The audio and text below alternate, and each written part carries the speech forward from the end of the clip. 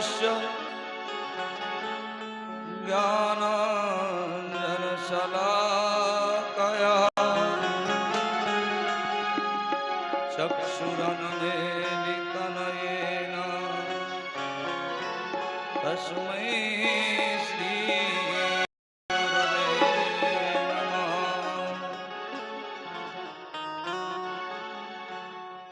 बरापीडमनटर्वपुः कर्णयो कर्णिकारं बिभ्रद्वासः कनककपिशं वैजयन्तीं च मालां रन्ध्रान् वेणुरधरसुधया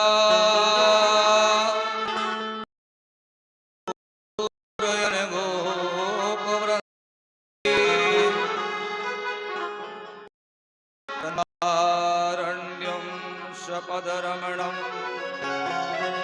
प्राविशदगीतकीर्ति।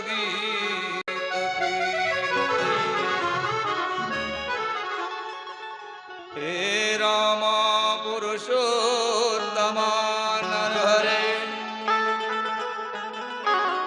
नारायणा केशवा गोविन्दा गरुडध्वजा गुणनिधि दामोदरा माधवा।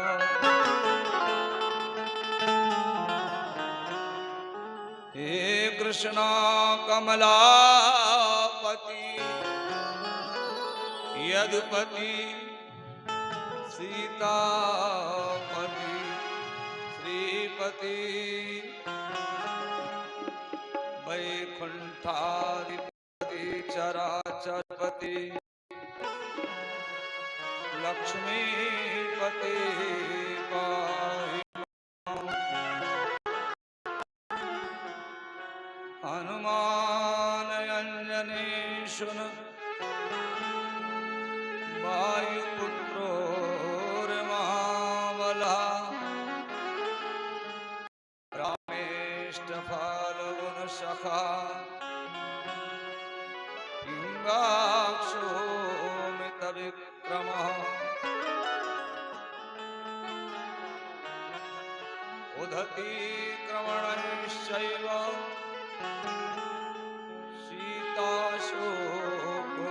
सीताशोकविनाशकः एवं द्वादश नामानि कपीन्द्रस्य महात्मनः। देवी प्रपन्नार्ति हरे प्रसीदा प्रसीद मातर जगतोऽखिलस्य प्रसीद विश्वेश्वरि पाहि विश्वं त्वमीश्वरी देवी चराचरस्य। श्री गुरु चरण सरोज रज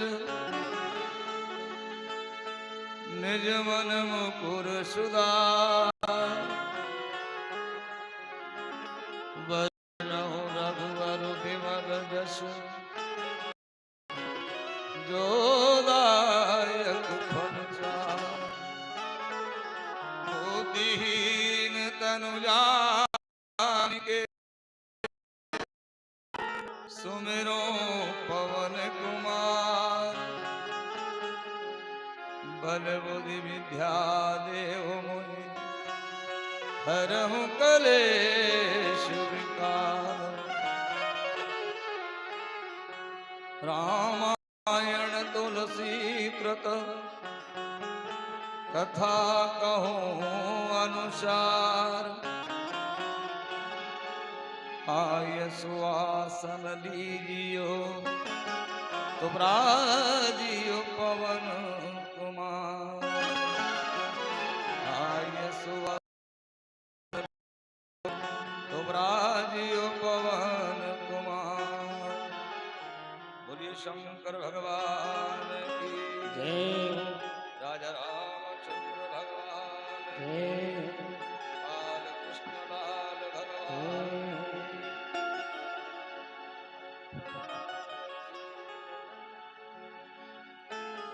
राजा रामचंद्र भगवान जय। स्थान देवताओं जय। भक्त और भगवान की जय जय श्री सीताराम जय जय श्री सीताराम। परम करुणा में भक्तवांछित कल्पतरु भगवान श्री राघवेंद्र सरकार की परम कृपा के माध्यम से आज राघवेंद्र सरकार की वांगमयी प्रतिमूर्ति के रूप मानस के माध्यम से हम सब भक्तगण यहाँ इकट्ठे हुए हैं। दूर से पधारे हुए और समस्त स्थानीय भक्तगणों को व्यासपीठ के माध्यम से कोटि कोटि बंधन, अभिनंदन और बधाई। बधाई इस बात की कि आप भगवान की कथा सुनते हैं तो जीवन में जब कोई शुभ कार्य होता है तो उसकी बधाई दी जाती है। आप भगवान की कथा सुन रहे हैं तो बधाई देने का अधिकार हमारा बनता है।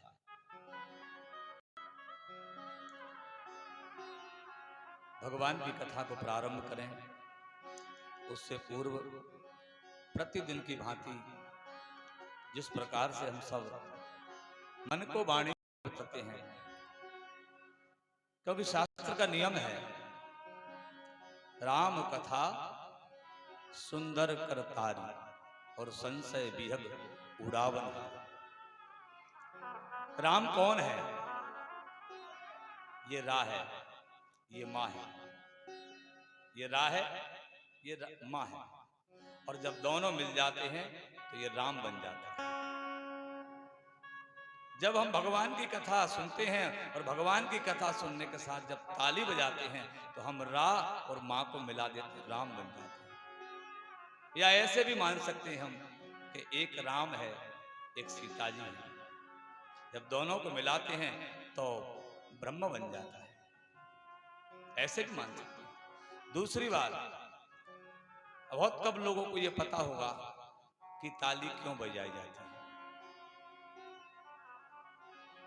आपकी छत पर अगर कोई पक्षी आ जाता है तो आप उसको ताली बजाकर ही भगाते हैं। माता जी, आप मेरी माँ हैं, मैं आपका बेटा। इस कथा को आपको बड़े भाव से सुना रहा हूं। जब ताली बजाई जाती है तो ताली से एक आवाज निकलती है। बहुत गंभीर बात है, आप समझने का विषय है। ताली क्यों बजाई जाती है, एक जगह प्रश्न हुआ था ये, अभी कोई कह रहा था बोले ताली नहीं बजाना चाहिए। तो ये बड़ा एक प्रश्न है मन में कि पंडित ब्राह्मण लोग जो कथावाचक होते हैं वो ताली क्यों बजवाते हैं, ताली बजाने के लिए क्यों कहते हैं। तो ताली की आवाज आप सुनेंगे, ये आवाज आप भी सुनेंगे। इस आवाज में फट फट, और जब कोई उच्चाटन किया जाता है तो उसमें आखिरी में फट बोला जाता है। फट माने भागो यहां से। तो ताली जो आपसे बजवाई जाती है ये उच्चाटन के लिए है। अब उच्चाटन किस चीज का? भगवान का उच्चाटन तो करना नहीं है। जो विकार हमारे जीवन में हैं, जो मन में हमारे चल रहे होते हैं, अनेकों अनेक प्रकार के विकार। हम घर से आए हैं, घर का ताला लगाने भूल गए, कोई सामान रखना भूल गए, टिफिन का डब्बा लगाना भूल गया, बंदर ना घुस जाए घर में। बहुत सारी चीजें हमारे मन में चल रही होती हैं। उन सब चीजों को हमसे दूर भगाना, अथवा हमारे मन में किसी के प्रति कोई बैर है, कोई शत्रुता है, कोई मन में मनमुटाव है, वो सारे विकार हमसे दूर हो जाए। इस समय हम केवल राम जी की कथा सुनने के लिए आए हैं, केवल राम की कथा सुनेंगे। इस समय राम है, बस राम मिल जाए मुझे, राज मिले नहीं। बस ये भाव ऐसा रखना हमारे लिए, ये राम जी की कथा है, बस इसी से बेड़ा पार होना है। इसलिए राम कथा सुंदर कर तारी। और ताली बजाते हैं आप लोग, जब पक्षी आपके घर में बैठता है तो भागो बजाते हैं। तो ये यहाँ कौन सा पक्षी है? यहाँ एक पक्षी है जिसका नाम है संशय। और संशय क्या है? संशय का मतलब है भगवान है कि नहीं है, भगवान है कि नहीं है, भगवान है। जब दुख आता है तो हमको लगता है भगवान नहीं है, और जब सुख आता है तो हमको लगता है भगवान है। जीवन में जब जब आता तब सबको ऐसा लगता है कि भगवान नहीं है, और जब सुख आ जाता है तो भगवान है, ऐसा लगता है भगवान है। ये क्योंकि ये मकान दिया है तो भगवान ने दिया, बेटा हुआ तो भगवान ने दिया, पत्नी सुंदर है तो भगवान ने दिया, पत्नी गुणवान है तो भगवान ने दिया। और जरा सा दुख आया, कोई घाटा हुआ या कोई और बात हुई, बोले भगवान ने ये बड़ा बुरा किया। अब बताइए आप, भगवान का ना लेना ना देना। तो मेरा मतलब है ये संशय जो मन में हमारे होता है कि भगवान हमारे साथ नहीं है, वो संशय को दूर करने के लिए जो है वो संशय रूपी पक्षी उड़ जाता है ताली बजाने से, और उड़ करके फिर वो कहाँ बैठता है जाकर के? जिसके मन में संशय होता है वहां जाकर बैठ जाता है और वहां बैठा रहता है। सीताराम सीताराम सीताराम कहिए, जाहि विधि राखे राम, ताहि विधि रहिए। राम सीताराम सीताराम कहिए, ताहि विधि राखे राम, ताहि विधि रहिए। राम सीताराम सीताराम कहिए, जाहि विधि राखे राम, ताहि विधि रहिए। राम सीताराम सीताराम कहिए, ताहि विधि राखे राम, ताहि विधि रहिए। सीताराम सीताराम सीताराम कहिए, जाहि विधि राखे राम, ताहि विधि रहिए। सीताराम सीताराम सीताराम कहिए, ताहि विधि राखे राम, ताहि विधि रहिए। सीताराम सीताराम सीताराम कहिए, जाहि विधि राखे राम, ताहि विधि रहिए। सीताराम सीताराम सीताराम कहिए, ताहि विधि राखे राम, ताहि विधि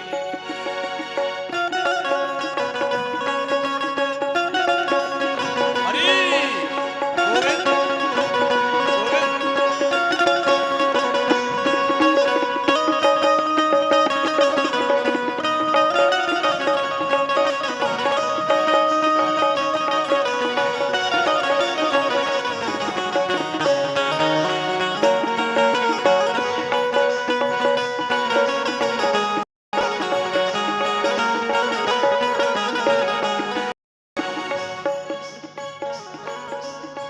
मुख में हो राम राम, जन सेवा हाथ में, तू अकेला नाही प्यारा राम तेरे साथ में। मुख में हो राम नाम, जन से बात में, तू अकेला नाही प्यारे, राम तेरे साथ में। मुख में हो राम राम, जन सेवा हाथ में, तू अकेला नाही प्यारे राम तेरे साथ में। ओ मुख में हो राम नाम, जन से बात में, प्यारे राम तेरे साथ में। विधि का विधान जान, हानि लाभ सही, जाहि विधि राखे राम, ताहि विधि रहिए। विधि का विधान जान, हानि लाभ सही, जाहि विधि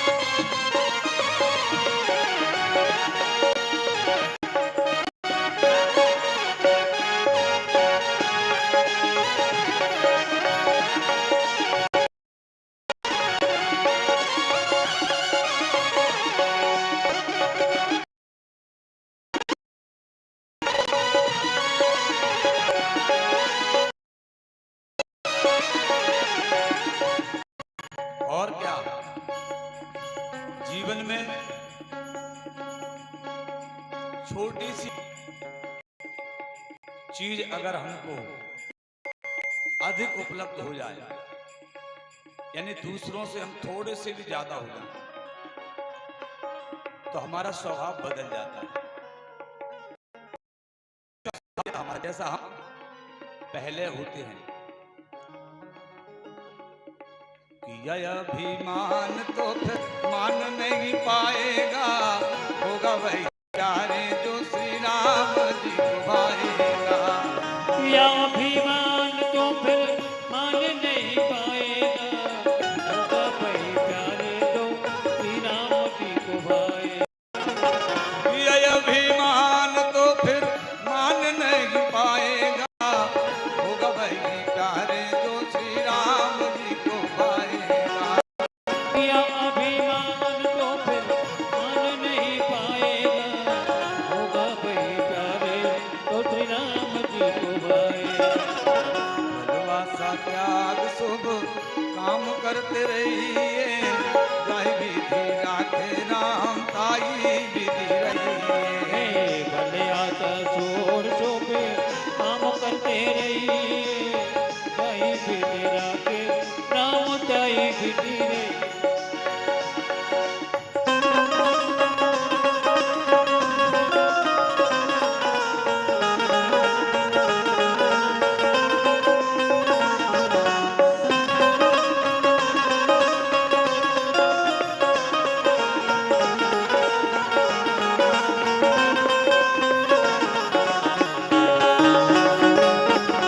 हे हरि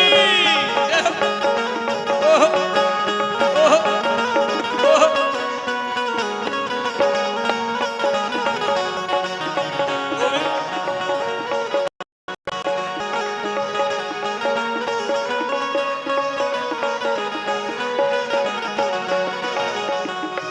और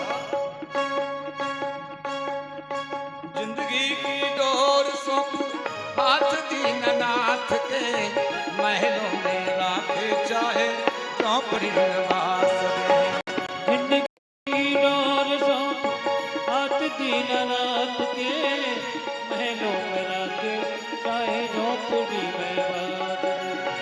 जिंदगी की डोर सौंप हाथ दीननाथ के, महलों में राखे चाहे चौपड़ी में वास दे। ओ जिंदगी की डोर तो हाथ दीननाथ के, महलों में राखे चाहे झोपड़ी में बात। अगर जिंदगी की डोर भगवान को नहीं सौंपेंगे आप, तो क्या होगा मालूम है?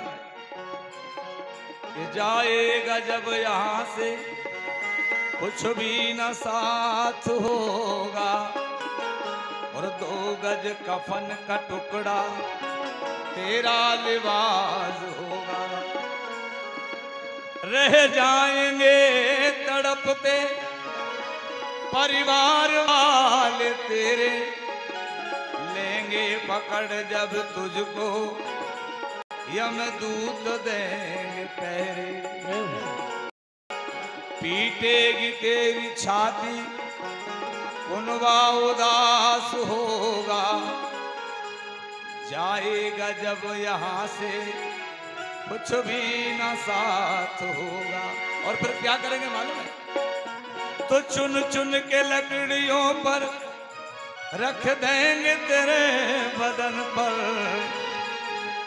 और जाएगा दौड़ कर वो चाहिए तेरे कफन को। इसलिए जिंदगी की डोर सौंप हाथ दीननाथ के, महलों में राखे चाहे चौपड़ी में वास दे। ओ जिंदगी की डोर सौंप हाथ दीननाथ के, महलों में राखे चाहे झोपड़ी में बात।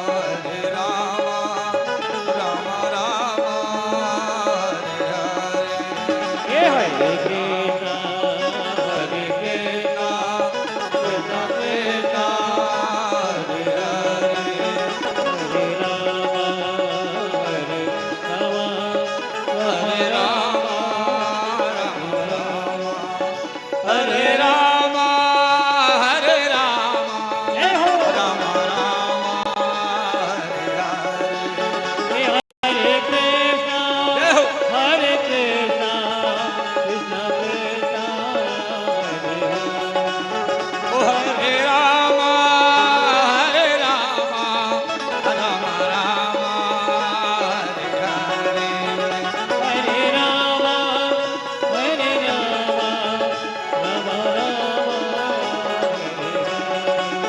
ओ हरे कृष्णा जय हो हरे कृष्णा कृष्णा कृष्णा हरे हरे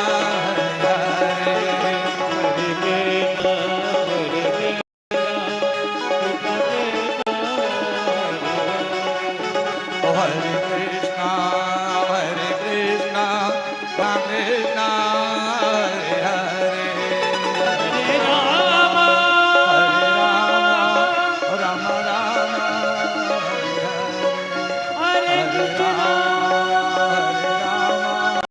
राम हरे हरे हरे राम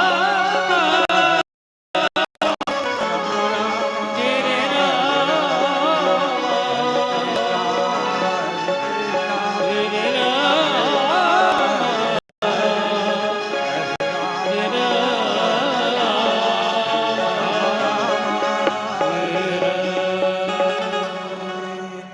जय जय श्री सीताराम बोले संकट मोचन हनुमान जी महाराज की जय। हम सभी का सौभाग्य है, केवल आपका ही सौभाग्य नहीं है, मेरा भी सौभाग्य है।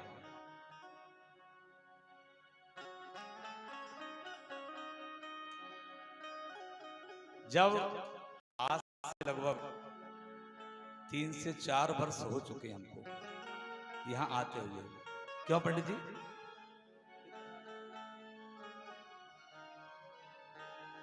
चार वर्ष पहले यहाँ एक अनुष्ठान के लिए इसने अनुष्ठान किया था। हमारे आदरणीय बैठे हुए हैं चंद्रमोहन जी सोनी जी, उनका एक अनुष्ठान लगभग हमने 3 वर्ष लगातार किया उसमें सामने वाले दिन में।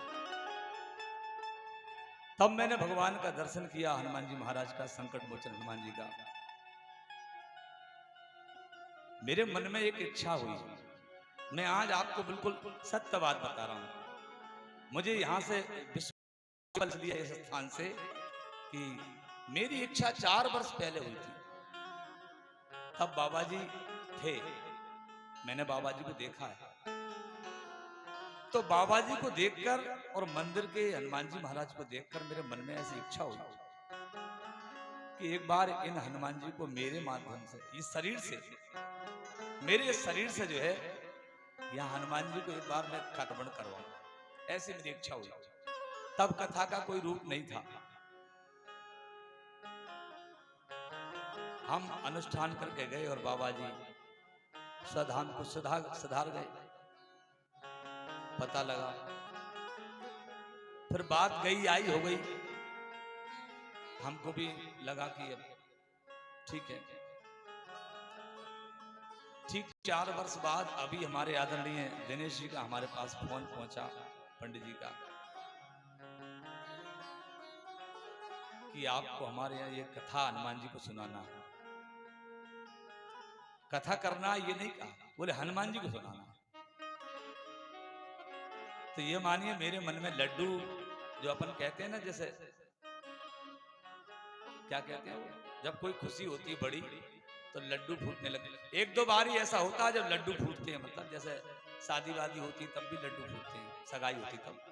तो अब लोगों की तो सगाई होती है तब लड्डू फूटते हैं, लेकिन हमें तो भगवान की कथा सुनाने के लिए मौका मिल जाए ना तो हमारे मन में लड्डू फूटने लग जाते हैं।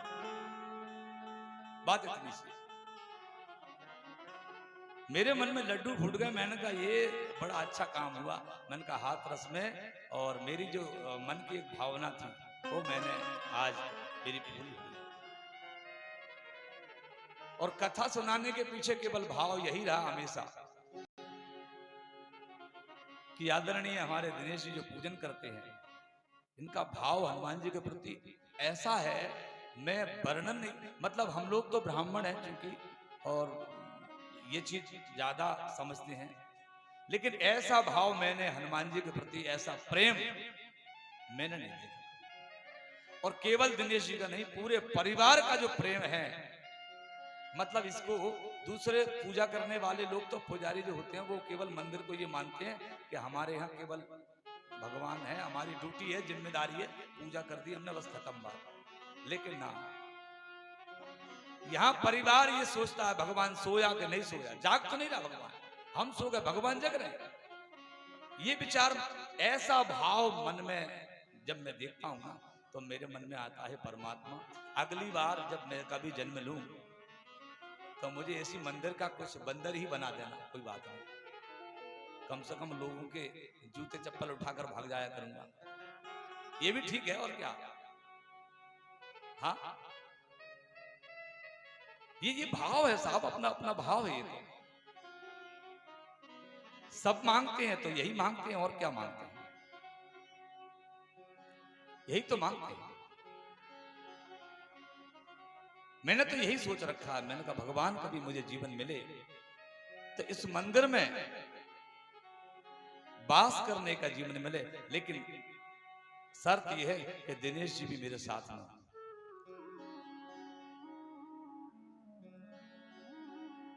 मानस हो तो वही रस खान,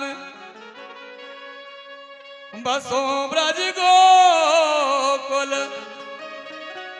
गांव के ग्वारन, और जो पशु हो तो कहा बस मेरो, चरो नित नंद की धेनु चरा।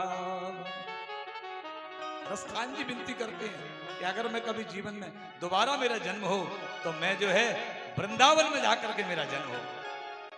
तो मानस हो तो वही रस खान, बसो ब्रज गोकुल, गांव के ग्वारन, और जो पशु तो कहा बस मेरो, चरो नित नंद की धेनु चरावन।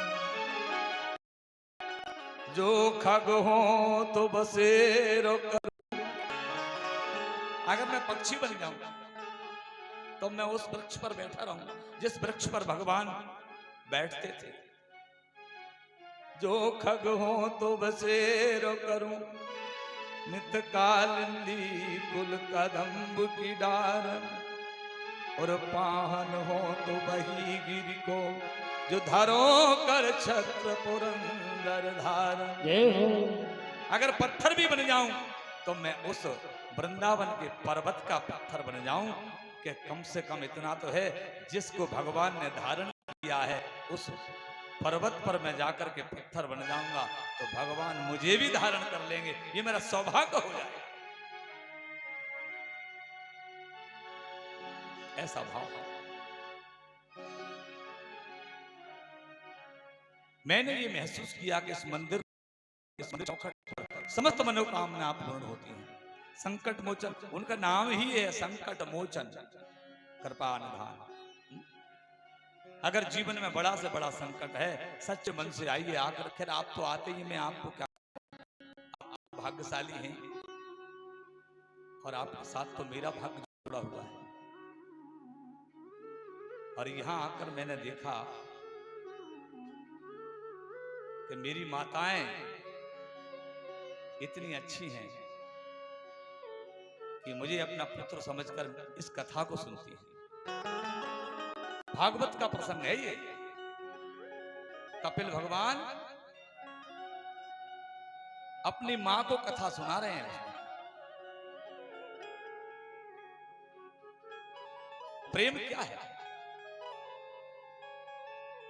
भक्ति की परिभाषा यही है।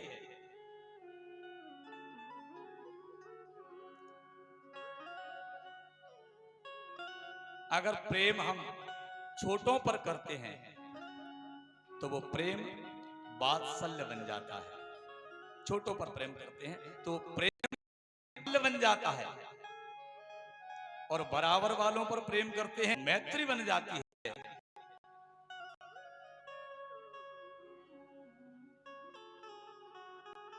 ये भक्ति है। और वही प्रेम यदि सांसारिक पुरुषों पर हो तो बंधन का कारण हो जाता है, और यदि ही प्रेम ईश्वर के चरणों में लग जाए तो भव बंधन से मुक्ति मिल जाती है।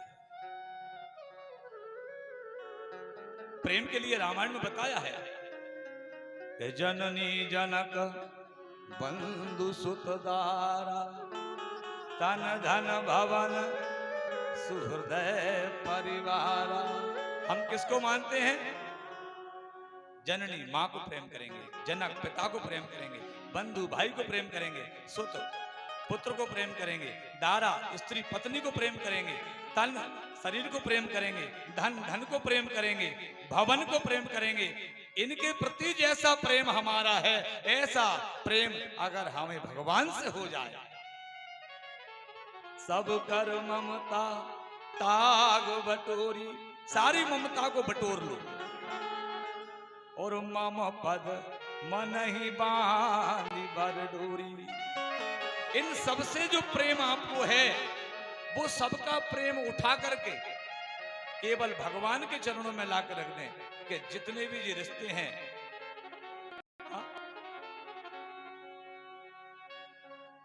सर्वधर्मान परित्यज्य मामेकं शरणं गतः। सारे धर्मों को, पुत्र धर्म, पत्नी धर्म, स्त्री धर्म, सब धर्मों को छोड़कर बोले एक धर्म है केवल, कौन सा? कि धर्म न दूसर सत्य समाना। सत्य क्या है? सत्यम परम धीमहि, सत्यम परम धीमहि। सत्य ही ईश्वर है, ध्यान रखना, सत्य ही ईश्वर है। धर्म न, धर्म क्या है? सत्य ही धर्म है। जीवन में सत्य को पहचान लिया जिस व्यक्ति ने, उसने धर्म का पालन कर लिया। समदर्शी इच्छा कछुनाई, हरस सुख भय नहीं कछुनाई। सबको समान रूप से जब देखते हैं ना, सुख को दुख को, अपने को पराये को, तो फिर उसमें जो है कोई ना दुख होता है और ना कोई प्रसन्नता होती है। भगवान कहते हैं मेरे हृदय में ऐसे ही लोग बसते हैं। बोले कैसे? के अस सज्जन मम उर्वस कैसे, और लोभी हृदय बसऊं खल जैसे।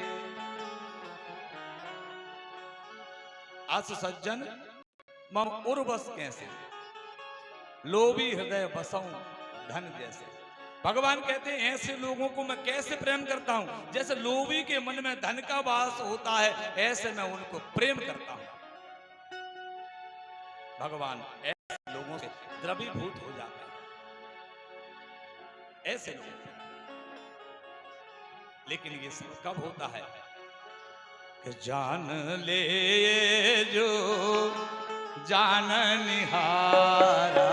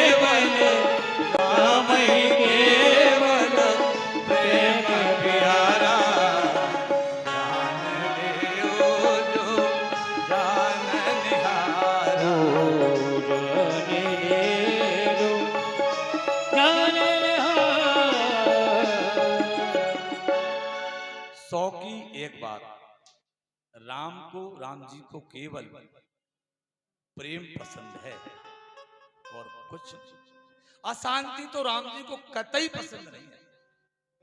जब तक अयोध्या में झगड़ा नहीं हुआ तब तक राम जी वहीं रहे, और झगड़ा चालू हुआ, उन्होंने कहा हम तो जा रहे हैं भैया, अब तुम कर, जब तक तेरा और मेरा नहीं हुआ कि ये मेरा बेटा और ये तेरा बेटा, ये मेरा बेटा राजा बनेगा, ये तेरा बेटा राजा बनेगा, तब तक भगवान रहे अयोध्या में। और जिस दिन ये बात आ गई कि मेरा बेटा राजा बनेगा, उस दिन भगवान ने कहा कि मुझे ऐसे घर में ही नहीं रहना है। तो विचार करिए आप कि भगवान रहता कहाँ है। चलिए मैं आपको आपके घर का उदाहरण देता हूं। कल हम बाबूजी के घर भोजन करने गए निमंत्रण में। अब निमंत्रण में गए हम कल, अब विचार करिए कि अगर हम निमंत्रण में गए उस समय इनके घर में ये आपस में झगड़ा कर रहे होते तो क्या हम भोजन करते क्या? अच्छा आप लोग बताओ। चलो ये इनका छोड़ो, अच्छा आप किसी के यहाँ मेहमानी के लिए जाएं और उनके घर में पति पत्नी आपस में जोर से झगड़ा करें, आप पहुंचे और वो झगड़ा चालू कर दें आपस में, तो क्या आप उस घर में मेहमानी करेंगे क्या? कौन कौन करेंगे ऐसे घर में मेहमानी? जिस घर में पति पत्नी झगड़ा करेंगे या पति पत्नी को पीट रहा हो, पत्नी पति को पीट रही हो, आप रहेंगे? क्यों बेटा तुम रहोगे क्या? ऐसे घर में चले जाओ, रह जाओगे क्या? नहीं रहोगे ना, कोई नहीं रहेगा साहब।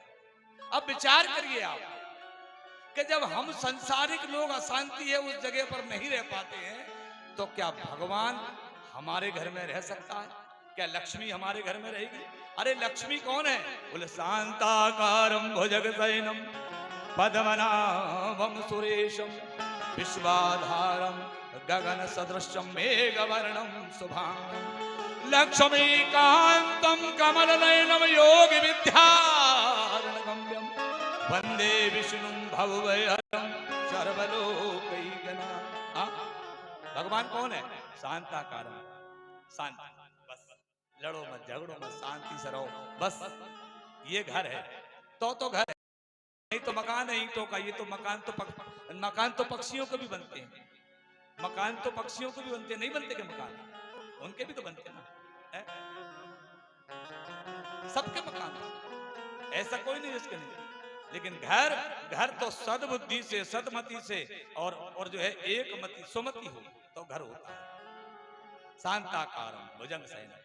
और भगवान विष्णु सो काय पर हैं? सर्प पर। सर्प क्या है? सर्प क्रोध का कारक है। सर्प को सबसे अधिक क्रोध आता है और वो सर्प के ऊपर कौन सो रहा है? शांति। क्रोध पर शांति, इसका मतलब है जो व्यक्ति क्रोध पर शासन कर लेगा वही व्यक्ति के घर में लक्ष्मी टिकेगी, अन्यथा लक्ष्मी भाग जाएगी। अगर घर में अशांति है तो पंडित जी के यहाँ मत जाना, पुजारियों के यहाँ मत जाना, तांत्रिकों के यहाँ मत जाना कि हमारे घर में लक्ष्मी कब आएगी, कभी नहीं आएगी। और घर में शांति है तो लौट कर आएगी, वो कहीं नहीं जाएगी। शांति रखिए। जहां सुमतिता संपत्ति नाना और जहां कुमतिता विपत्ति निदाना, तब उर्कुमति बसी विपरीता। और क्या भैया? हित अनहित मानहि रिपुरीता। अगर आपके घर में कोई बात नहीं मानता, आपस में एक दूसरे की बात को नहीं मानते हैं, तो समझिए कि वो आपके घर में शत्रु के रूप में आया है जो किसी जन्म का बदला ले रहा है। ध्यान रखना। अगर आपकी बात को नहीं मान रहा है कोई और आपके साथ में ठीक व्यवहार नहीं कर रहा, समझिए पूर्व जन्म का कोई बड़ा शत्रु है जो तुम्हारे साथ रह करके तुमसे बदला ले रहा है। ध्यान रखना। क्योंकि तब और कुमति बसी विपरीता हित मानहु रिपुप्री। हित की बात कहोगे तो वो आपको शत्रु मानने लगेगा, शत्रु मानेगा। लक्ष्मी अगर चाहते हैं, मेरा विश्वास है, अगर आप चाहते हैं आपके घर में लक्ष्मी का वास हो तो कोशिश करिए झगड़ा ना, शांति। शांताकारं भुजगशयनं पद्मनाभं सुरेशं विश्वाधारं गगन सदृशं। जो क्रोध पर शासन कर लेता है तो फिर क्या होता है? फिर क्या करते हैं? वो लक्ष्मीकांतम कमलनयनम योग। लक्ष्मी जी पैर दबाती भगवान विष्णु के, केवल इसलिए क्योंकि शांति शांति शांति, बस शांति। अयोध्या में भगवान शांति थी तब तक रहे, और जब हुई तो भगवान ने कहा हम तो अपना झूला उठाकर चले। अब तो उन्होंने अपनी मर्जी से ही सरस्वती को बुलाया, बोले मना से कह दो कि ये कैसे कह दे, अब कह करके जो है हमको वनवास करवा दे, हमें नहीं रहना यहाँ, हम तो वन में जाएंगे और वन में जाकर अपना जीवन आनंद करेंगे ना। अशांति जहां वह भगवान की आशा मत करना आप, चाहे मेरे पास आए या किसी और के पास जाए, लक्ष्मी कोई नहीं दे सकता। लक्ष्मी केवल एक ही गारंटी है, अगर घर में शांति है तो लक्ष्मी का बाप भी तुम्हारे घर लौट कर आएगा, मेरा विश्वास है। मैंने कह दिया शांति रखो। कल की कथा में हम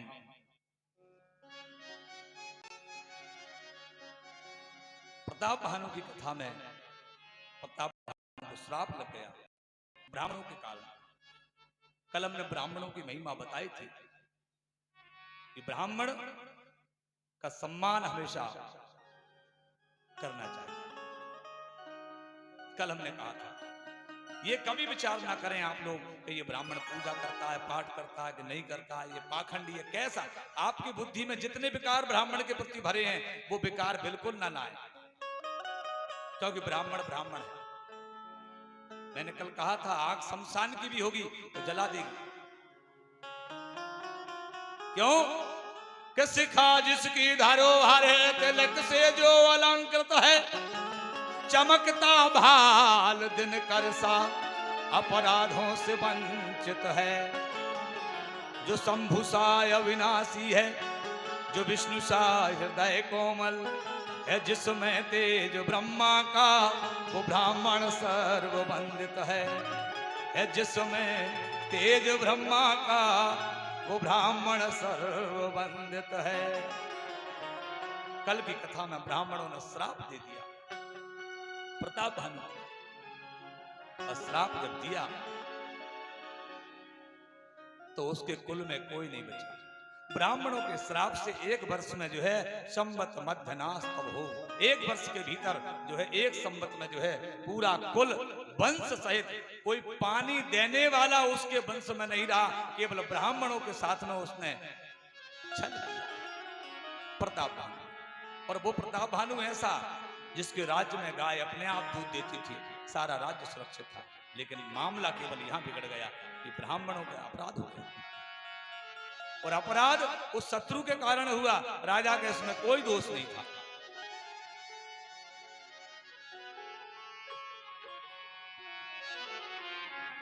भरद्वाज सुन जाई जब और हो ये विधाता बाम, धूर मेरु सम जनक जम ताहि ब्याल समदाम। भगवान जब, बाम का मतलब क्या है? बाम माने डेढ़ा हाथ, डेढ़ा ही होता है ना भैया, डेढ़ा ही हाथ, बाम माने डेढ़ा। भगवान जब इधर हो जाते हैं तो आपका अहित होने लग जाता है, और भगवान इधर आ जाते हैं सीधे हाथ पर तो आपका हित होने लग जाता है। तो यहां बाबा तुलसीदास जी निवेदन कर रहे हैं, बोले भरद्वाज सुन जाए जब हो ये विधाता बाम। जब भगवान विपरीत चला जाता है तो फिर क्या होता है? बोले धूर मेरु सम, जो धूल होती है ना वो पहाड़ का जैसा रूप धारण कर लेती है, इतना बड़ा रूप उसका बन जाता है। और जनक मेरु सम, और जनक धूर मेरु सम जनक जम, पिता जो है मृत्यु का कारक बन जाता है, मृत्यु का कारण पिता बन जाता है जिसने पैदा किया है। ताहि ब्याल समदाम। और भगवान जब विपरीत में होता है तो रस्सी जो है सांप का काम करने लग जाती है। ये भाव रामायण हमको दे रही है। इसलिए भगवान को हमेशा अपने सीधे हाथ पर रखिए। समय व्यतीत हुआ, श्राप लग चुका था प्रताप भानु को कि तुम राक्षस बनोगे जाकर के। और प्रताप भानु ने जाकर के जो है भूप अनुज आरि मर्दन नामा, भयउ सुकुंभ कर्ण बलधामा, जाकर के जन्म लिया। जो प्रताप भानु था वो रावण बना है, अरिमर्दन जो था वो कुंभकर्ण बना है, और एक उनका जो मंत्री था वो धर्मरुचि नाम का जो मंत्री था वो विभीषण जी बने हैं।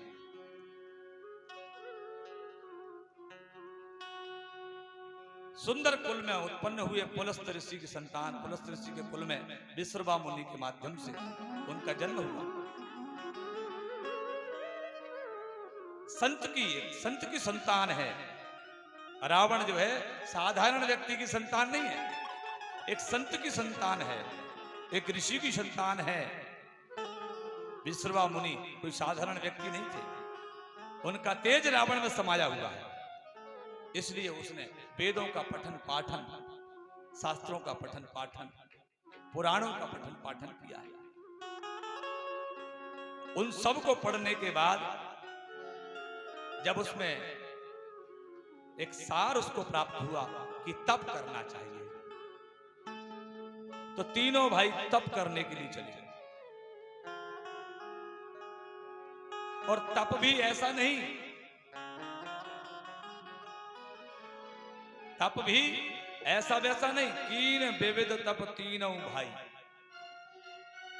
और परम उग्र नहीं बरनी सुजाई।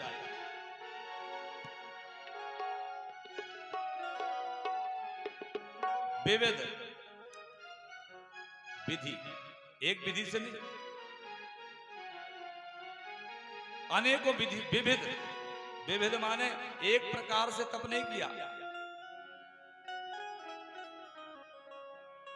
एक पैर पर खड़े होना, बरसते पानी में तप करना, धूप में तप करना, ठंड में तप करना, कोई मौसम का कोई असर शरीर पर नहीं होना, ऐसा तप जब रावण ने किया।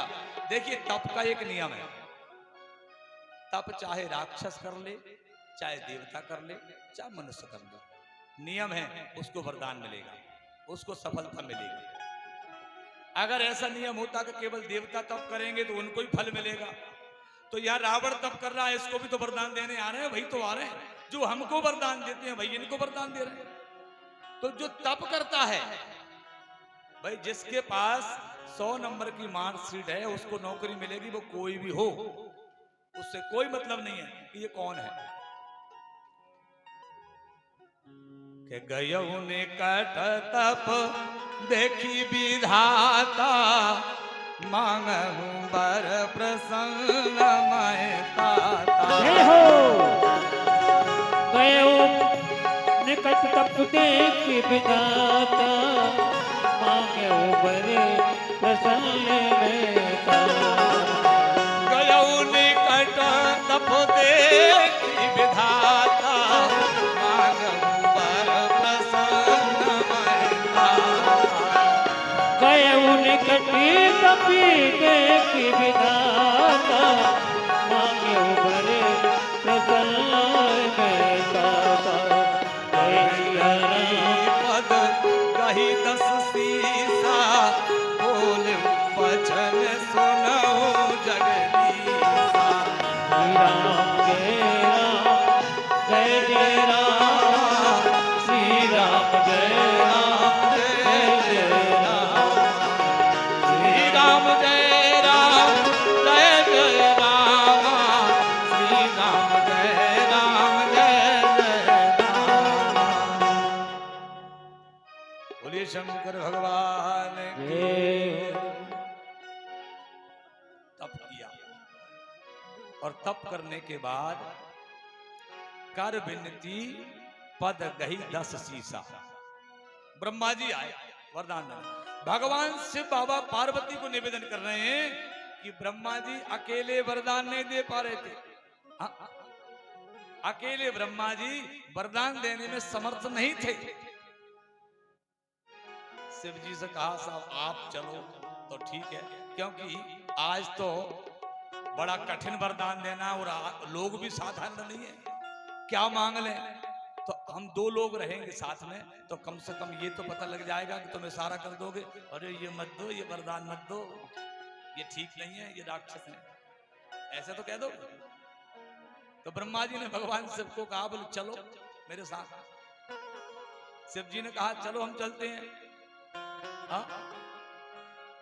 एव मस्तु तुम बड़ तप कीना, मैं ब्रह्मा, रामायण की चौपाई कह रही है, मैं ब्रह्मा मिली तही वर दीना। मैंने और ब्रह्मा जी ने मिलकर वरदान दिया है। बोले क्या वरदान दिया है? कि हम कहूं के मरे न मारे, हम कहूं के ना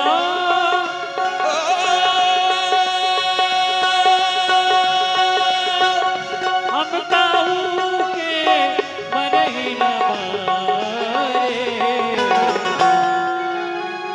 वानर मनज जात कोई मारे, वानर मनोजे जात कोई मारे।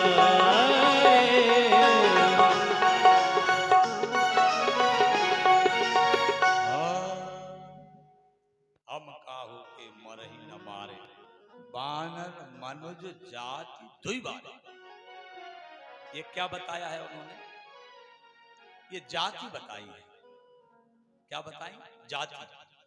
दो जाति हमको नहीं मार पाए, मनुष्य जाति और वानर जाति।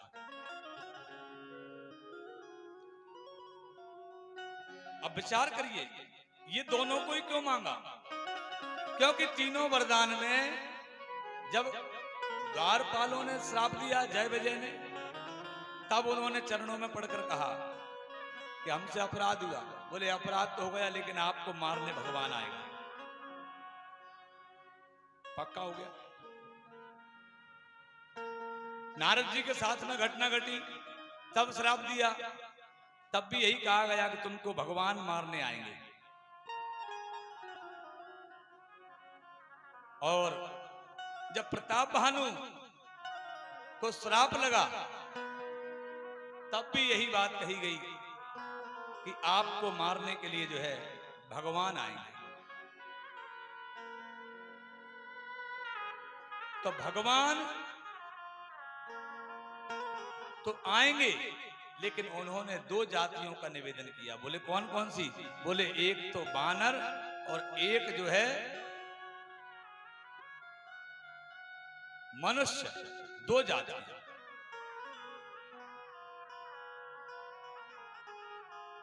तो यहां थोड़ा सा संदेह का निवारण हम करेंगे कि उसका वरदान मांगने का जो मतलब था, उसने जो वरदान मांगा रावण ने, वो वरदान केवल इसलिए मांगा कि जब भगवान स्वयं हरि मनुष्य का रूप धारण करेंगे, तब वही मुझे मार पाए, अन्यथा और साधारण मनुष्य मुझे कोई ना मार पाए। अब अपन विचार करें इस पर कि जब मनुष्य और वानर, तो वानर शब्द को हरि कहा गया है, ऐसा मीनिंग मैंने देखा है। और दूसरे तरीके से भी अगर हम देखें तो देखिए आप, चौपाई बता रही है। एक चौपाई से हमको संकेत मिलता है कि हरि माने वानर और वानर माने हरि। जब भगवान जानकी जी की खोज करते करते किष्किंधा के किनारे पहुंचे और पर्वत के पास में जब खड़े हैं, तो वहां हनुमान जी ने पूछा ब्राह्मण के रूप में आकर के कि आप यहाँ कैसे घूम रहे हैं? तो तब हनुमान जी ने जब पूछा, तब जो है भगवान ने ये बात कही, हनुमान जी को निवेदन किया। बोले क्या? कि यहाँ हरि निश्चर वैदेही। तो अब विचार करिए, हरि शब्द इसमें आ रहा है, तो यहाँ हरि, इसका मतलब वहां तो हरि नहीं है, हरि तो कहीं और है। तो वहां कहने का अगर वो शब्द को अपन वहां सेट करते हैं तो वो नहीं आता।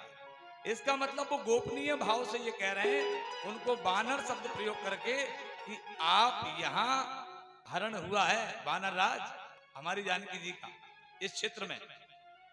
तो ये दूसरा हरि शब्द को अगर दूसरी जगह अगर हम समझेंगे, तो दूसरी जगह अगर समझने का प्रयास करेंगे अपन, तो जो है रीझई राजकुंवरी छवि देखी, इनई बरिए हरि जान विशेखी। नारद जी के समय की चौपाई है। जब नारद जी विवाह करने गए तो वहां ये चौपाई आई है। रीझई राजकुंवरी छवि देखी, इनई बरई हरि जान विशेखी। तो वहां भी जो है हरि का ही रूप है, वो बानर जो रूप दिया गया है वो बानर रूप हरि का ही रूप है।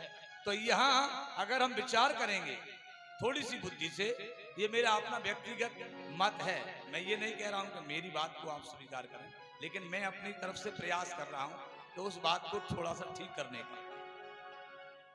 रावण का जो मत था वो यही था कि स्वयं हरि जब मनुष्य का रूप धारण करके आए तब वही मुझको मारे और अन्यथा कोई मुझको मार ना पाए, ऐसा मत उसका था। इसलिए उसने यही वरदान मांगा है। क्या मांगा है? उसने एक ही वरदान मांगा, हम काहू के मरही न मारे और बानर मनुज जाति कोई। तो कुंभकर्ण के पास गए, कुंभकर्ण से कहा तुम मांगो। ब्रह्मा जी को थोड़ा भय लगा क्योंकि उसका भोजन ही इतना था कि एक दिन में सृष्टि साफ कर दे पूरी, इतना भोजन था। ब्रह्मा जी ने शिव जी से कहा, बोले अगर मैंने इसको वरदान दे दिया ये तो भोजन मांगेगा, तो इसका भोजन बहुत ज्यादा है। क्योंकि अहंकारी जो व्यक्ति होता है उसको भूख बहुत लगती है। भूख का मतलब भोजन की नहीं, अहंकार की भूख बड़ी तेज होती है। तो सरस्वती को बुलाया और सरस्वती को बुलाकर निवेदन किया कि इसकी जीभ पर बैठ जाओ और जिह्वा पर बैठ करके इससे तुम इतना भर कर दो। तो सरस्वती से निवेदन किया तो कुंभकर्ण ने जो है 6 महीने की नींद स्वीकार की। उन्होंने कहा ठीक है कोई बात नहीं, चलेगा। जो यही नित खल नित करब आहारू, हो ये सब उजार संसारू।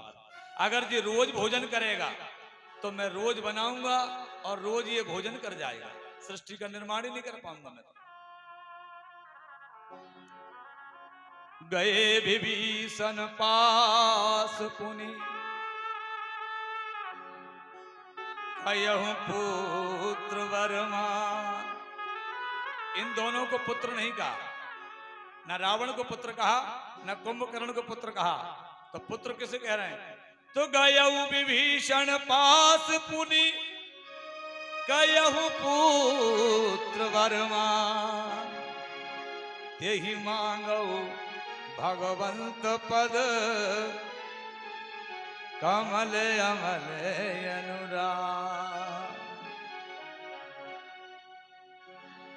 मुझे कुछ नहीं चाहिए, मुझे तो केवल भगवान की भक्ति चाहिए और कुछ नहीं। ना मुझे नींद चाहिए, ना मुझे ये भय है कि मुझे कौन मारेगा कौन नहीं मारेगा। मुझे कोई भी मारे कोई आपत्ति नहीं। मेरे जीवन में कैसा कुछ नहीं चाहिए, मुझे केवल भक्ति चाहिए। भगवान की भक्ति को सभी किया। जीवन में अगर मांगना है, भगवान के दरबार में आप लोग जाते हैं, अगर कभी मांगने का मौका आए तो भगवान को मांगो, मत मांगो कुछ। क्योंकि जब भगवान तुम्हारे घर में होगा तो सब वो अपने आप लाएगा, और जब भगवान तुम्हारे घर में होगा तो वो घर भगवान का हो जाएगा, और भगवान का जब घर हो जाएगा उसकी जिम्मेदारी बनती है तुम्हारी सारी व्यवस्थाओं को करने की। इसलिए कभी मांगना है तो मेरे बंधुओं भगवान को मांगना और कुछ मत मांगना, भगवान कि कर लो हरि का भजन तुम सुधर जाओगे, कि कर लो हरि का भजन तुम सुधर जाओगे।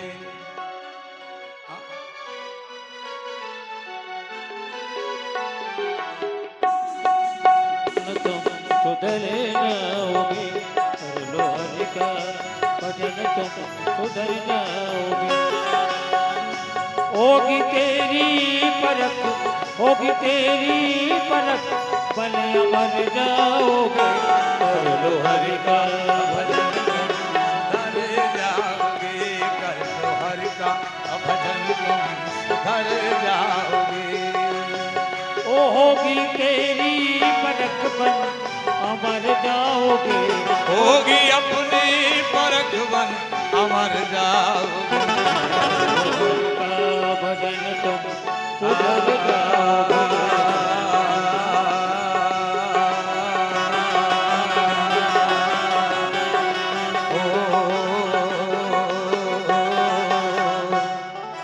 हरि का भजन सुधर जाओगे।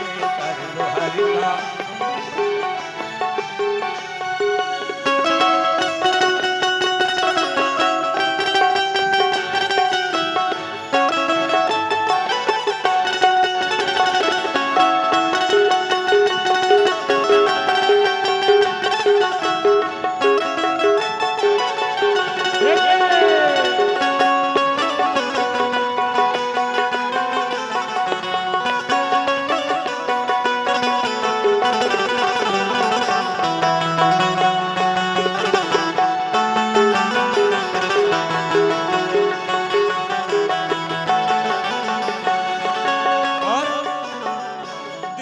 दुखियों के दुख का निवारण करो। दुखियों के दुख का निवारण करो। दीन दुखियों के दुख का निवारण करो। दीन दुखियों के दुख का निवारण करो। उनको तारोगे तुम भी तो तर जाओगे। उनको तारोगे तुम भी तो तर जाओगे। कर लो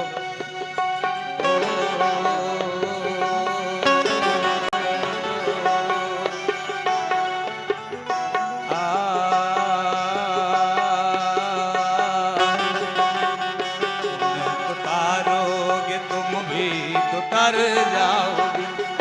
उतारोगे तुम भी तर जाओगे। कर लो हरि का, कर लो हरि का, कर लो हरि का भजन तुम सुधर जाओगे।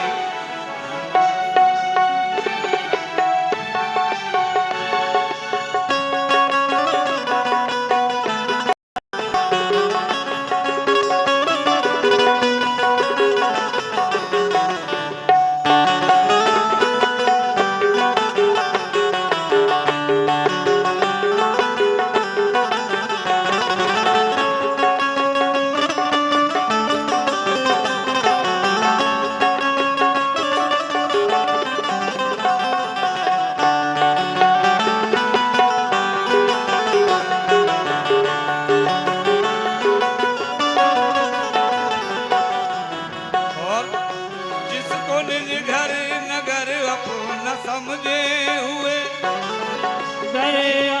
अपना समझे हुए। जिसको निज घर नगर अपना समझे हुए। जिसको निज घर नगर अपना समझे। फिर तुम किधर जाओ। बोलो मर करके फिर तुम किधर जाओगे।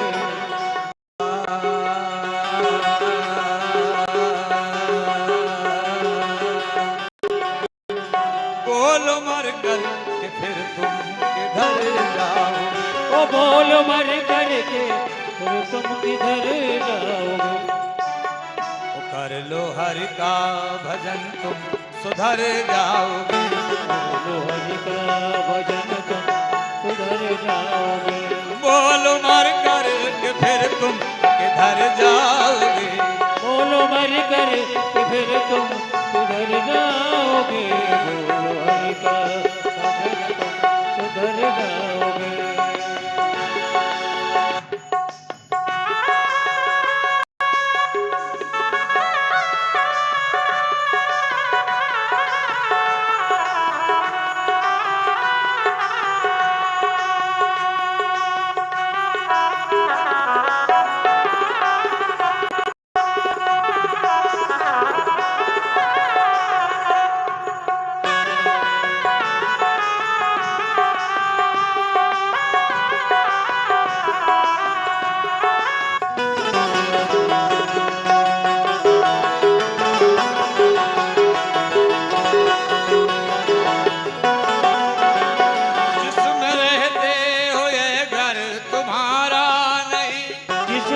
रहते हो है घर तुम्हारा नहीं, जिसमें रहते हो ये घर तुम्हारा नहीं, जिसमें रहते हो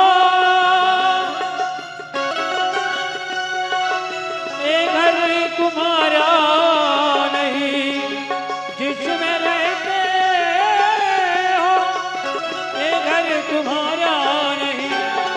रहते और एक दिन यहाँ से निकल जाओगे, एक दिन यहाँ से बरबस निकल जाओ।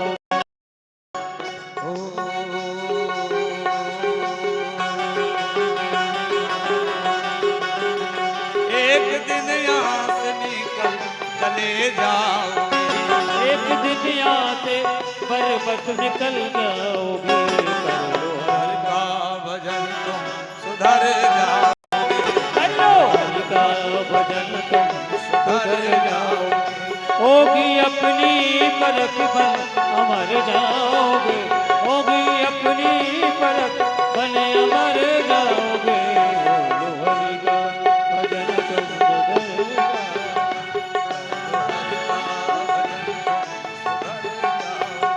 और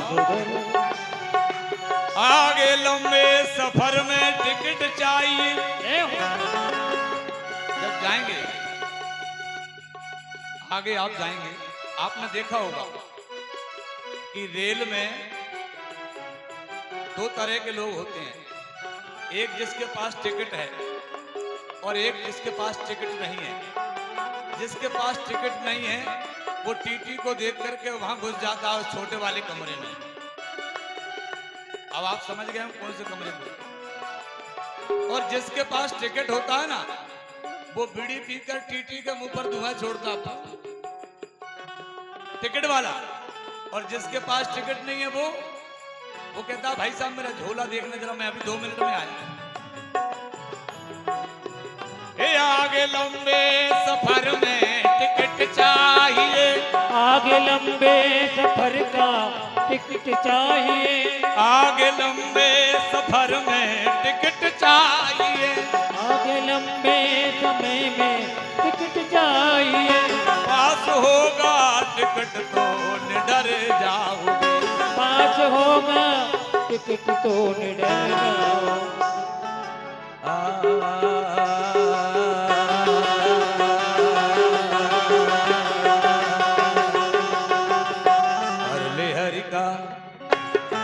हरि का भजन तुम सुधर जाओगे, हरि का भजन तुम सुधर जाओगे।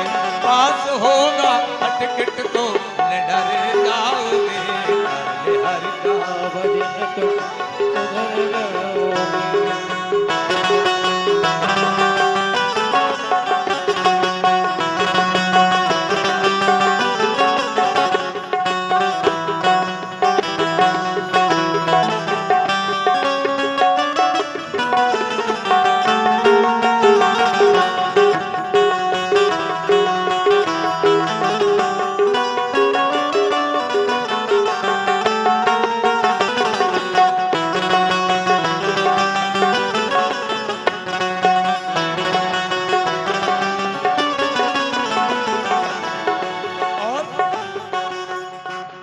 पास में तुम्हारे जो टिकट ना हुआ, पास में जो तुम्हारे टिकट ना हुआ,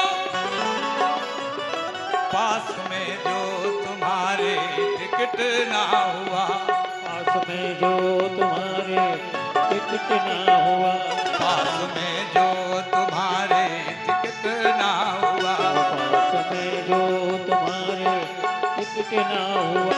होगा जुर्माना, होगा जुर्माना, तुम भी पकड़ जाओगे।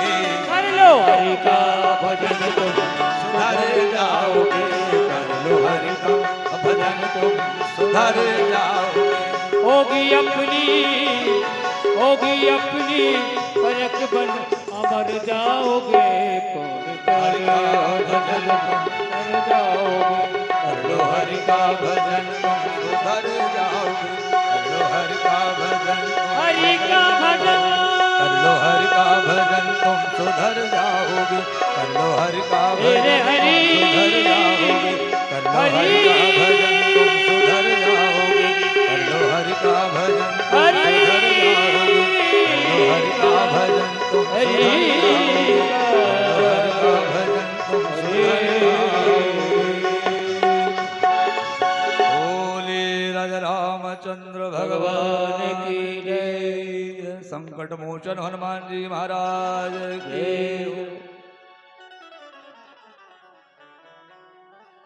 रावण कुंभकर्ण तीनों भाइयों ने वरदान मांगा। वरदान मांगने के बाद अब रहने के लिए जगह चाहिए।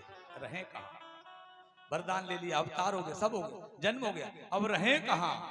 रहने के लिए शास्त्र का नियम है, ऐसा रामायण में आया है कि हारि प्रेरित जही कलप जोई जातु धान पति होई और सूर प्रतापी अतुल बल दल समेत बस सोई।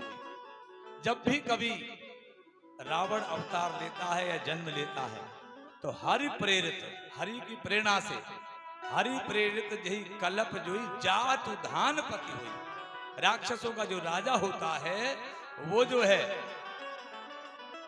सेना सहित उसमें वास करता है। किसमें? लंका में। कभी भी रावण अगर जन्म लेगा तो उसी में रहेगा, लेकिन उसमें रहें कैसे? उसमें रहने के लिए समस्या है। उसमें कुबेर के योद्धा रहते हैं। कुबेर के 1 करोड़ योद्धा उस लंका में रहते हैं। तो उस लंका में रहें कैसे? मैदान हमने तैयार कर दी, व्यवस्थित कर दी उसको, लेकिन इस समय उस लंका में कुबेर जो इनका भाई है,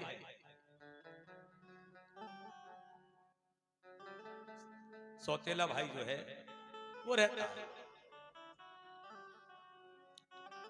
रावण ने एक बार कुबेर पर आक्रमण किया तो जो है उसको पराजित किया, पराजित करके जो है उस लंका पर कब्जा कर लिया। अब इसकी सेना और रावण और कुंभकर्ण विभीषण सब यहीं रहते हैं, इसमें निवास कर लिया। और जो सेना थी उसके लिए मकान बांट दिए।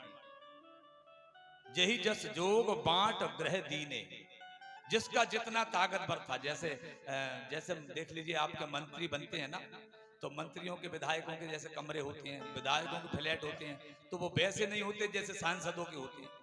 तो जिसकी जितनी योग्यता थी उस प्रकार से उनको बांट दिए गए। यही जस जोग बांट ग्रह दीने और सुखी सखल रजनी चलती। यानी राक्षसों के राज्य में भी उनकी प्रजा सुखी है, ये भाव। अब जब लंका पर विजय प्राप्त कर ली, कुबेर से ले लिया उसको, और लेने के बाद अब विचार किया कि अब हम ताकतवर कितने हैं, शक्ति कितनी हम में है, तो हमारी ताकत को तौलना चाहिए। तो ताकत को, आजकल तो ताकत तौलने की मशीन आती है जिम में, क्यों भैया आती है? ताकत तौलने की मशीन आती है। आप में कितने पाउंड ताकत है उसको खींचो तो आपकी ताकत पता लग जाएगी, आप में इतने पाउंड ताकत है। अब ये उस समय तो नहीं होती थी, अभी चल गई है। तो पहले तो क्या है कि लोग वजन उठाकर ताकत तौल लेते थे अपने, जैसे लोग नाल उठाने की प्रक्रिया थी हमारे यहाँ, वजन उठाते थे। अखाड़े हुआ करते थे, बड़े बड़े पत्थरों को उठाया करते थे। तो आज ताकत तौलने की मशीन है, नया हो गया। तो रावण ने विचार किया कि हम में कितनी ताकत है, हम कितने लोगों को एक साथ उठा सकते हैं और उनको पराजित कर सकते हैं। तो इसको तौला कैसे जाए? तो उन्होंने कहा कैलाश जो है सबसे ज्यादा भारी है, कैलाश। तो क्या किया? कहो तो कहीं कैलाश पुनि लीन सी जाई उठाई, मनहु तौलन जब बाहुबल चला बहुत सुख पाए। तो तौलने के लिए तौलने की कोशिश, और जब उठाया कैलाश को, तो आप सोचिए शिव कौन है? विश्वास। शिव को उठाना साधारण बात नहीं। शिव जी ने केवल अपना एक अंगूठा मात्र दबाया कैलाश पर, रावण रोने लग गए और प्रार्थना की, जटाटवी गलज्वल प्रभाव पावतस्थले गले वलम वलंबिताम भुजंग तंग मालिकाम। प्रार्थना प्रारंभ कर दी साहब, भगवान को प्रसन्न किया और प्रसन्न करने के बाद उनसे वरदान लिया, आशीर्वाद लिया। अब ताप हो गया, वरदान मिल गया, एक स्टेप। दूसरा काम, रहने के लिए घर मिल गया। तीसरा, अपनी ताकत का पता लग गया, हमें ताकत कितनी है। अब चाहिए शादी करना है, पत्नियां चाहिए तीनों को। तो मैं दानव की जो बेटी थी जिसका नाम मंदोदरी हम लोग कहते हैं, ये अति सुंदर थी।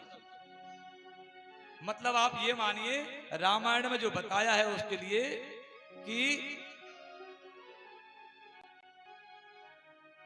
सुंदरियों में शिरोमणि मंदोदरी को बताया गया है, इतनी सुंदर थी।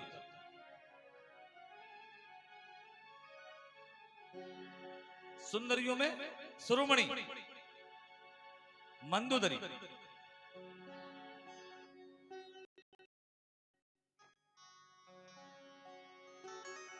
मंदोदरी के साथ रावण का विवाह होता है।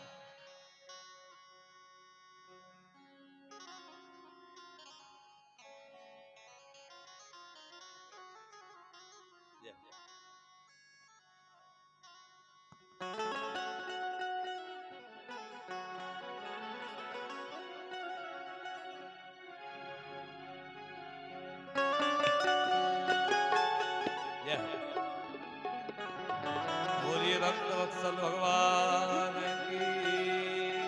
राम कहने से तर जाएगा, राम कहने से तर जाएगा, राम कहने से, राम कहने से,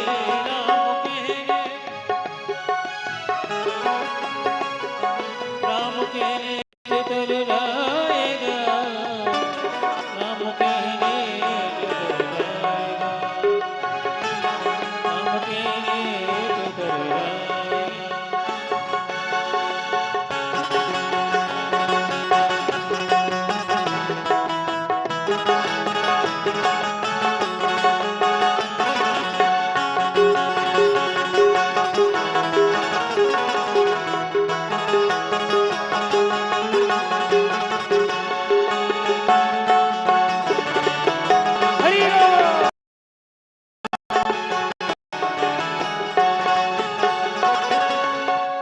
होगी गली गली चर्चा,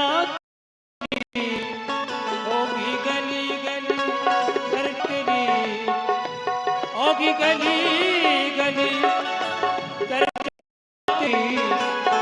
जिस गली से गुजर जाएगा, जिस गली से गुजर जाएगा।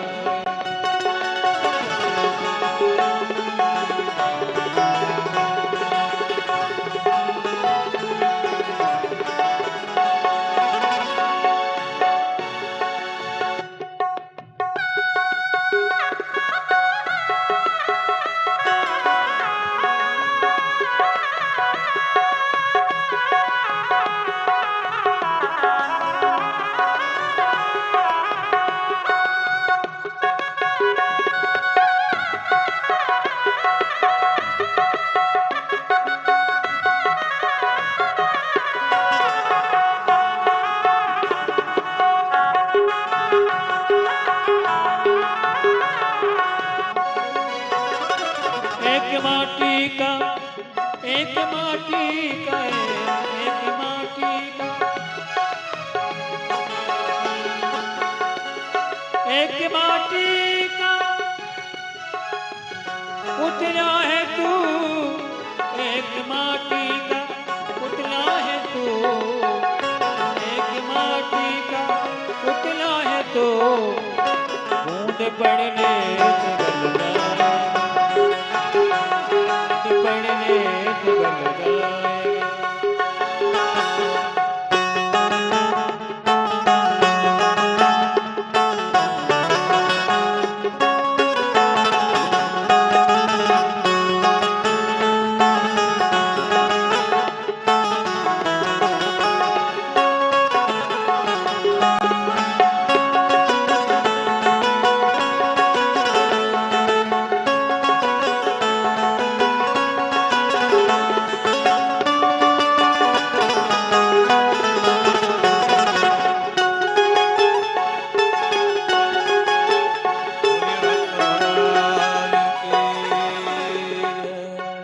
वत्सल भगवान की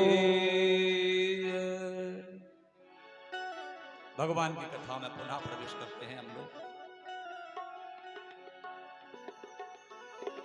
परिवार का विस्तार हुआ।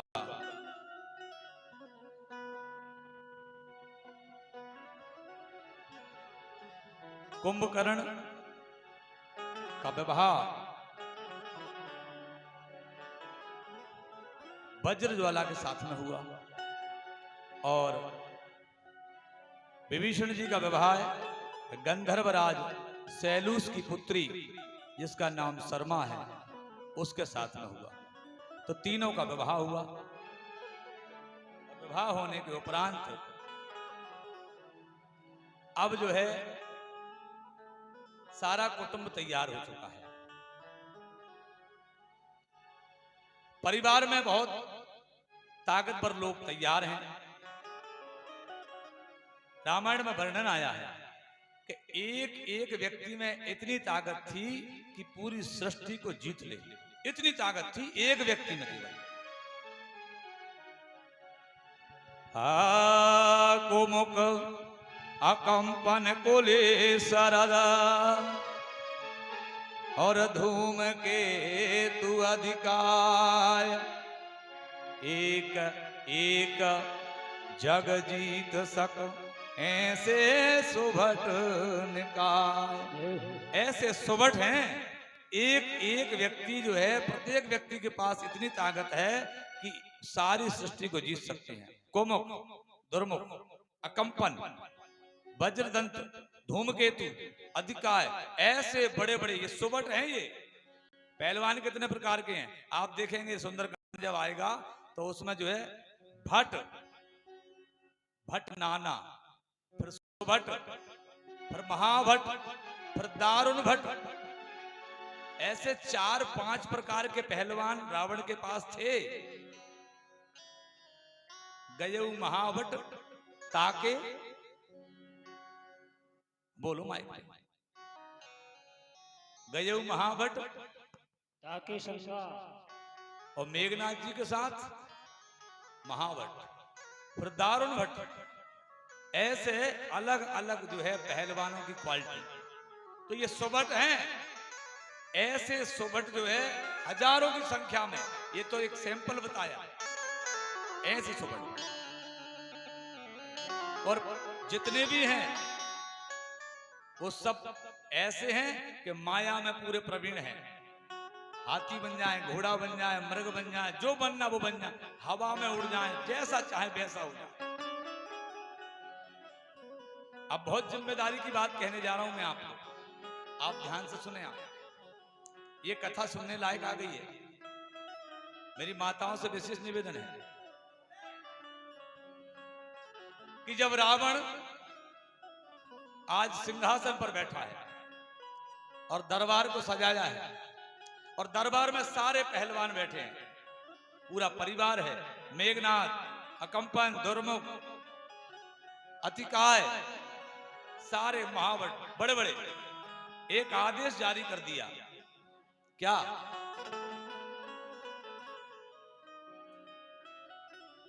बोले केवल अब तुमको करना क्या है कि तुझ भोजन मख होम सरादा तिनके जाय करहु तुम बाधा। दिन कर मरण एक विधि होई, कयहूँ बुझाय सुनहूँ अब सोई। बोले आपको करना क्या है? बोले 4 काम बंद करना समाज से। मेरी माताएं विशेष ध्यान दें आप, जहां ये 4 काम बंद हो जाते हैं वो घर जो है निशाचरों का घर माना जाता है। 4 काम कौन कौन से 4 काम? द्विज भोजन, ब्राह्मणों का भोजन हमारे घर में होते रहना चाहिए। अमावस को, पूनम को, एकादशी को, जब जो तुम्हारा द्वादशी, त्रयोदशी, पितृपक्ष में कभी भी जब तुम्हारा एकादशी को बुलाओ तो फलाहार कराओ, जो तुम्हारा मन करे, भाव जैसा मन में हो।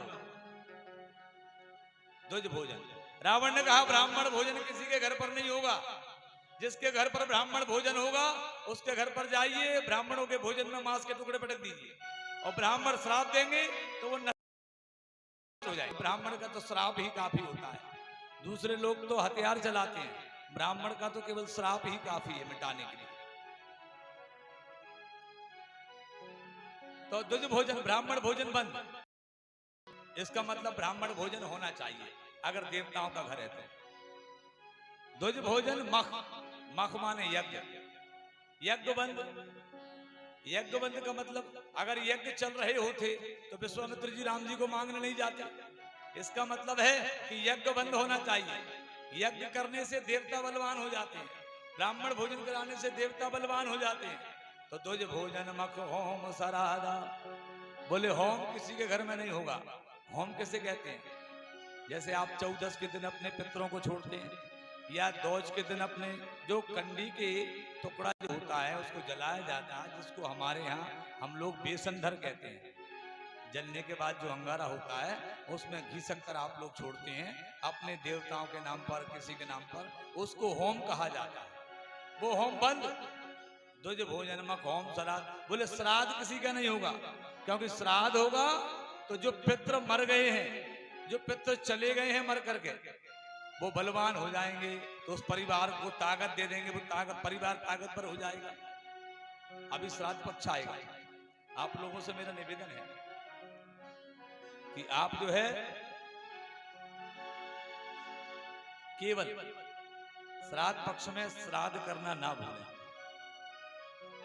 पूर्णिमा को या अमावस्या को, क्योंकि ये 2 तिथियां ऐसी होती हैं, इनको अमावस्या को हम सर्वपितृ अमावस्या कहते हैं।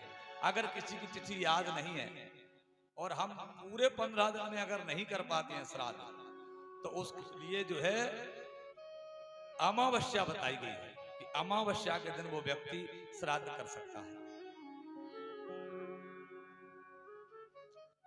वैसे तो तिथि पर करना चाहिए, लेकिन अमावस्या को जरूर करें। और अगर आपको ये पता है कि हमारे परिवार में अकाल मृत्यु से गया ये व्यक्ति की मृत्यु अकाल मृत्यु से हुई है, तो उसके लिए आप 14 के दिन किसी ब्राह्मण बालक को बुलाकर भोजन कराइए। अभी श्राद्ध पक्ष आ रहा है, आधे से ज्यादा समस्याएं आपकी श्राद्ध करने से ही समाप्त हो जाएंगी। आप श्राद्ध करेंगे, क्योंकि रावण ने तो यही व्यवस्था समझाई है। बोले 4 काम बंद कर दो, देवता अपने आप मर जाएंगे। देवताओं को मारने का तरीका केवल एक ही है कि समाज से 4 काम बंद करवा दें। कौन से? क्या द्विज भोजन,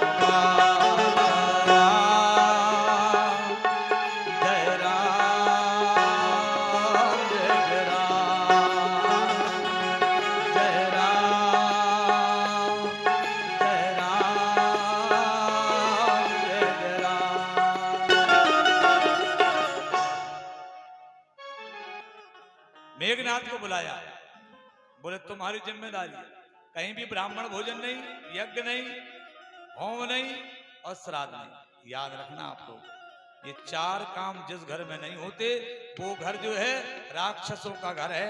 ये बात आपको बुरा लगे तो कोई बात नहीं, अच्छा लगे तो कोई बात नहीं, क्योंकि जिनके घर में ये 4 काम नहीं होते होंगे तो वो बुरा मानेंगे, उनको बुरा लगेगा। बोले पंडित जी तो ये बात ठीक नहीं है, लेकिन मैं आपको जिम्मेदारी से ये बात कह रहा हूं, निवेदन कर रहा हूं आपसे, इसमें आपका भला मेरा भला नहीं है। या मेरा निमंत्रण थोड़ी होना है श्राद्ध में, मैं तो चला जाऊंगा, निमंत्रण तो यहीं के ब्राह्मण को करना है। और फायदा ब्राह्मण को नहीं होना, फायदा आप सोचेंगे ब्राह्मण को होगा तो फायदा तो आपको होगा, ब्राह्मण का तो नुकसान ही है आपके घर भोजन करने में साहब। ब्राह्मण का तो नुकसान है आपके घर भोजन करने में। ब्राह्मण तो किसी के घर भी चला जाता है तो उसका नुकसान है, क्योंकि उसके एक अंगूठे में लक्ष्मी का वास है, एक अंगूठे में, पूरे पैर में नहीं, एक अंगूठे में लक्ष्मी का वास है। अगर ब्राह्मण घर आता है उसका अंगूठा धोकर घर में छिड़केंगे तो लक्ष्मी का वास हो जाता है। मैं ये नहीं कह रहा हूं मेरा निमंत्रण करना, मुझे बुलाना, मैं तो 5 दिन कर रहा हूं, 5 लोग निमंत्रण कर पाएंगे, यहाँ तो 200-300 लोग हैं, तो मुझे साल भर रहना पड़ेगा। लेकिन ब्राह्मण को बुलाइए और ब्राह्मण को बुला करके आप निमंत्रण करिए। अगर अकाल मृत्यु हुई है घर में तो छोटे बालक को बुलाइए आप, जो लगभग ये मानिए कि 15-16 साल का बालक हो, लेकिन उसके पास जनेऊ हो। ये ध्यान रखिए, आपके अकाल मृत्यु वाले के लिए अगर उसका 14 के दिन भोजन कराएंगे, अगर वर्ष भर 14 को कराएंगे तो और ज्यादा अच्छा है, लेकिन श्राद्ध में उसका कराइए। और अमावस्या के दिन सर्वपित्र अमावस्या है, उस दिन सबका हो जाता है, जिनका हमको पता भी नहीं है। अब कई लोग ऐसे भी जिनके पुत्र नहीं है तो वो भी कर सकते हैं। तो यहाँ 4 काम बंद हुए। अब मेघनाथ को बुलाया, मेघनाथ को कहा कि ये तुम्हारी जिम्मेदारी है। और सुनो मेघनाथ, अब करना क्या है? बोले चिल्लाओ, सबके दरवाजे पर जाकर चिल्लाओ, ललकारो सब देवताओं को, निकलो बाहर, निकलो। वो नहीं लड़ेंगे तुमसे। भले लोग कभी किसी से लड़ते नहीं है, थोड़ा सा कम बेटा, भले लोग कभी किसी से लड़ते नहीं है। जब 2-4 बार कोई आदमी गाली देता है तब एक आध बार उसको रोक कर कहते हैं भाई साहब ये तो बताओ आप गाली क्यों देते हो हमको, भला आदमी। तो बोले देवताओं को ललकारो, ये पता लग जाएगा ताकतवर कौन कौन है। जब हम ताकत इनकी समाप्त कर रहे हैं तो देखेंगे ताकत बची किसमें है, किसी में नहीं बची। तो फिर हमारा शासन होगा, सब हमारी सब कमेटी में आके मिल जाएंगे, जैसा कि अभी वर्तमान में हो रहा है। सब छोड़ कर आ रहे हैं ना, एक ही तरफ जा रहे हैं। चलो चलो, मेला सा लगा हुआ है, समझने वालों के लिए है। तो उन्होंने कहा सब हमारी पार्टी में जाएंगे, जब कमजोर हो जाएंगे तो कहां जाएंगे। अब रावण ने क्या किया देखिए आप, रावण की व्यवस्था क्या है, देवताओं को अल्पसंख्यक बना दो। क्या बना, जिस किसी व्यक्ति को अगर कमजोर करना है उसको अल्पसंख्यक बनाओ, वो कमजोर हो जाएगा। पहले के लोग पागल थे कि 12-15 बच्चे पैदा करते थे, एक ही घर में से 12-15 लट्ठे निकलते थे, लड़ाई हो जाएगा। एक गांव पूरा कहीं चला जाए लड़ने के लिए तो मालूम चलता था कि गांव भागता दिखता था। अब समाज में क्या व्यवस्था हुई कि सरकारों ने अल्पसंख्यक कर दिया। अब अल्पसंख्यक कर लिया तो क्या करें, हम लड़ सकते नहीं है, क्योंकि 2 ही बच्चे हैं, एक ही बेटा है बेचारा, उसको कुछ हो गया तो क्या करेंगे। पहले 15 होते थे तो मालूम चला 2 मर गए तो कोई बात नहीं। अल्पसंख्यक बनाने के लिए रावण ने क्या किया कि देव यक्ष गंधर्व नर किन्नर नाग कुमार और जीत भरी निज बाहुबल बहु सुंदर बरनार। अब अल्पसंख्यक कैसे बनेंगे, जब इनकी पत्नियां और कन्याएं उठा ले जाओ। जब जिसके घर में पत्नी नहीं है और कन्या नहीं है, तो कन्या होगी तो वो दूसरे घर शादी होगी, तो शादी तो इनकी बिरादरी में ही करेंगे। जब शादी होगी तो उनकी संतान होगी, कन्या को भी लाओ, पत्नियों को भी ले आओ। अब पुरुष क्या अकेला पैदा करेगा, क्या नहीं कर सकता। तो अब अल्पसंख्यक बन जाएंगे। तो जीत भरी ने जब कौन कौन की ले आया, महिलाएं कहां कहां की ले आया, और कन्याएं किस किस जगह की ले आया। ये रामायण कह रही है। देवताओं के स्वर्ग में से सब स्त्रियां और कन्याएं। बोले चलो, अच्छा लाया कैसे? रावण आवत सुनहु सकोहा, देवन तक मेरी गिर खोहा। जब रावण का समाचार मिलता था कि रावण घर से निकल चुका है, तो देवता क्या करते थे? देवता देवन तक मेरी गुरु खोहा, खो में घुस जाते थे। हिमालय की पर्वत की किसी भी पर्वत के गुफाओं में जाकर बैठ जाते थे। अब घर गया रावण, बोले फाटक खोलो, दरवाजा खोलो। बोले क्यों? बोले भाई साहब है घर पर? नहीं है। तो बोले तुम चलो। रावण की ये व्यवस्था है। बोले हमारी सरकार तो ऐसे चलेगी। तो क्या करता था? देवजक्ष, देवता स्वर्ग से ले आया सबकी पत्नियां और लंका में जाकर रख लिया। यक्ष, यक्षों की, देव यक्ष गंधर्व नर, नर माने मृत्युलोक, मृत्युलोक की कन्याएं और महिलाएं, कन्याएं और महिलाएं दोनों ले गया। नारियों को ले गया और कन्याओं को ले गया। देव स्वर्ग लोक से ले गया, मृत्युलोक से। देव यक्ष गंधर्व नर के नर नाग कुमारी, नाग कुमारियां पाताल में, पाताल। तो पाताल की स्त्रियां और कन्याएं, मृत्युलोक की स्त्रियां और कन्याएं, स्वर्ग की स्त्री और कन्याएं लेकर के गया। अब बेटा तुम्हारी बढ़ा लो, जनसंख्या कहां से बढ़ाओगे? अब तुम अल्पसंख्यक बन गए, अब तुम कमजोर हो। अब देवता कमजोर हो गए, और जब देवता कमजोर हुए तो क्या हुआ? कि बाड़े अखल बहु चोर जुआरा, बाड़े खले बहु चोर जुआरा।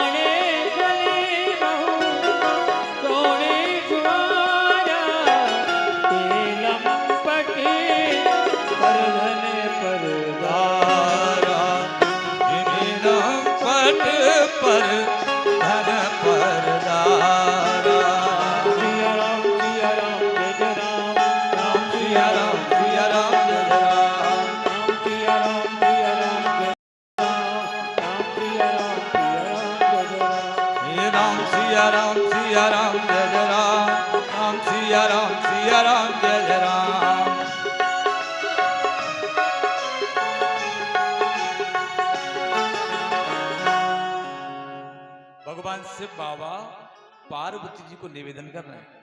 बोले देवी, अब समाज में क्या व्यवस्था बनी? बोले देवता तो बेचारे चुप हो गए, और समाज में ये हुआ, जैसे आप देखेंगे, आप जिस मोहल्ले में रहते हैं, अगर भले लोग बेचारे बंद हो जाएं बोलना, तो जो बुरे लोग होते हैं वो उसमें आकर रहने लगते हैं। तो किसी का जुआ का अड्डा चलने लगता है, किसी के मकान में व्यभिचार होने लगता है।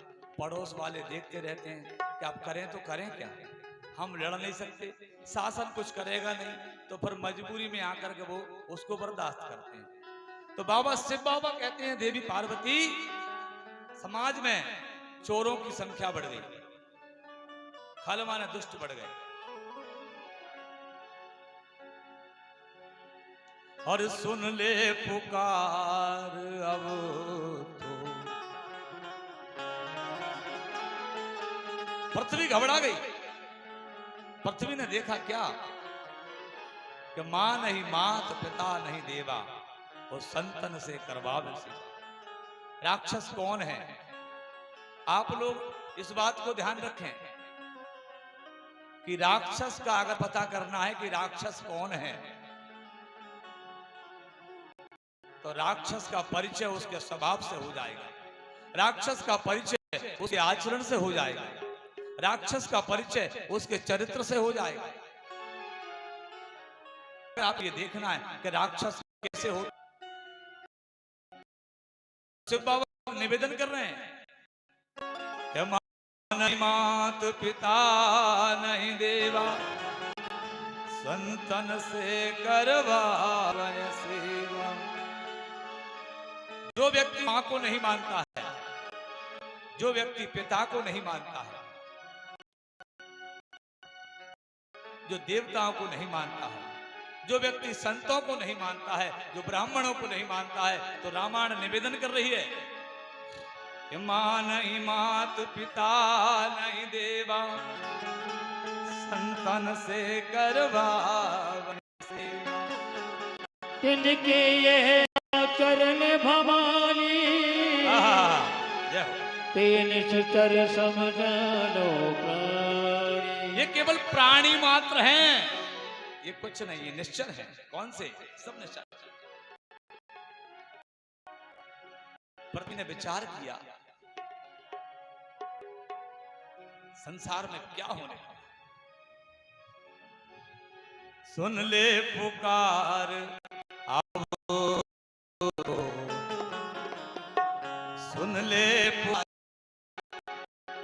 अब तो, हर मुरली बजाने वाले सुन ले पुकार अब तो, मुरली बजाने वाले, सुन ले पुकार अब,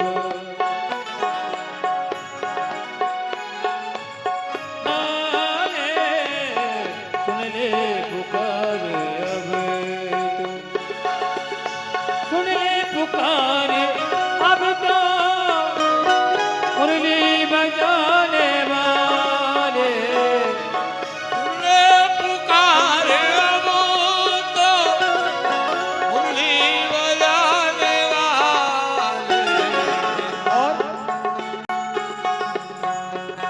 बिगड़ी बना दो सबकी, बिगड़ी बना दो सबकी, बिगड़ी बना दो सबकी, ओ बिगड़ी बना दो सबकी, बिगड़ी बनाने वाले, ओ बिगड़ी बना दो सबकी, बिगड़ी बनाने वाले, बिगड़ी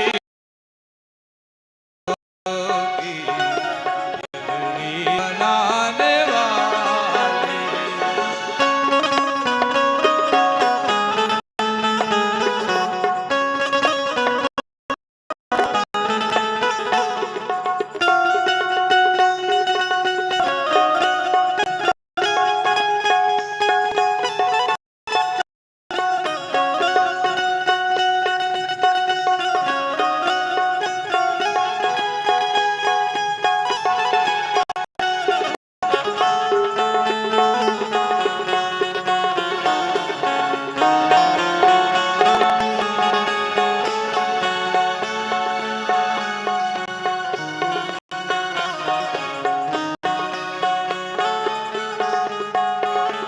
और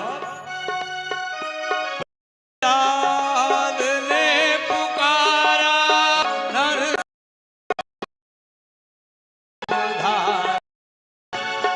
प्रहलाद ने पुकारा,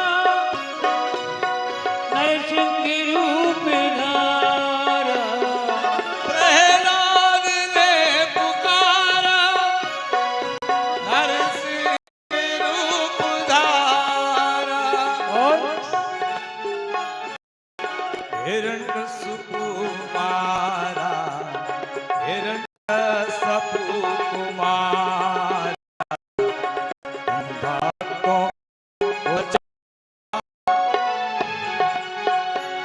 ओ हिरण्यकश्यप तुम्हारा, तुम भक्त बचाने वाले, सुन ले पुकार अब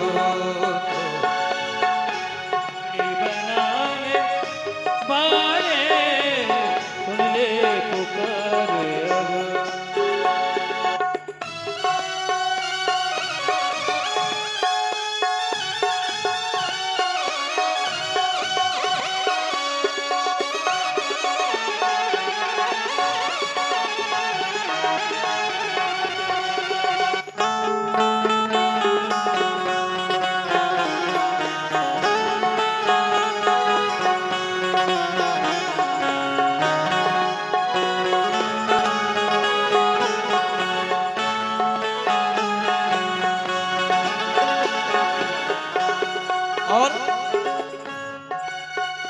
गज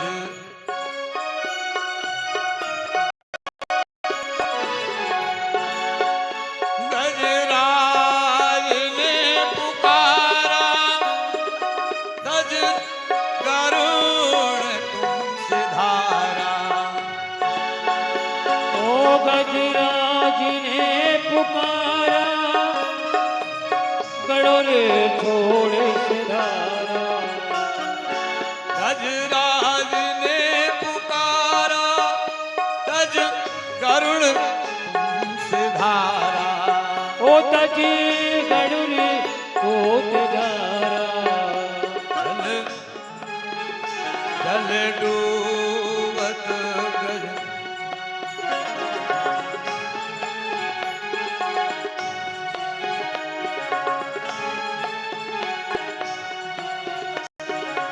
सुन ले पुकार अब तो मुरली बजाने वाले। सुन ले पुकार अब तो मुरली बजाने वाले, सुन ले पुकार अब।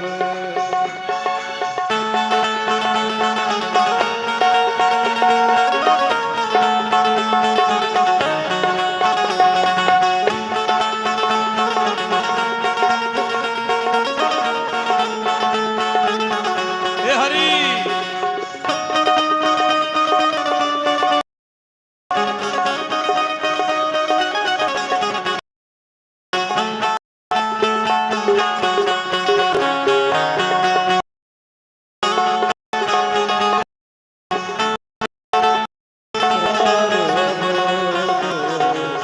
मुरली बजाने वाले, मुरली बजाने वाले, मुरली बजाने वाले।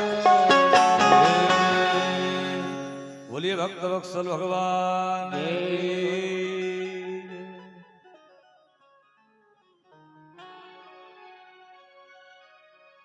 जब धरती पर पाप अनाचार जब छा जाता है तब परिस्थितियां कैसी होती हैं ये हमें रामचरित्र मानस के माध्यम से समझने को मिला। इसलिए कहा है कि जब अनीति पर लोग चलने लग जाएं, नीति पर ना चलें, तब समझना चाहिए कि कलयुग आ गया है, राक्षसों का जमाना आ गया है। राक्षस कोई और नहीं है, राक्षस हमारे आचरण का नाम है, राक्षस हमारे चरित्र का नाम है, राक्षस हमारे स्वभाव का नाम है। जब लोग आपस में बातें मानना बंद करते हैं तो समझिए उसमें राक्षसी गुण आ चुका है। जब हम किसी की बात नहीं मानते हैं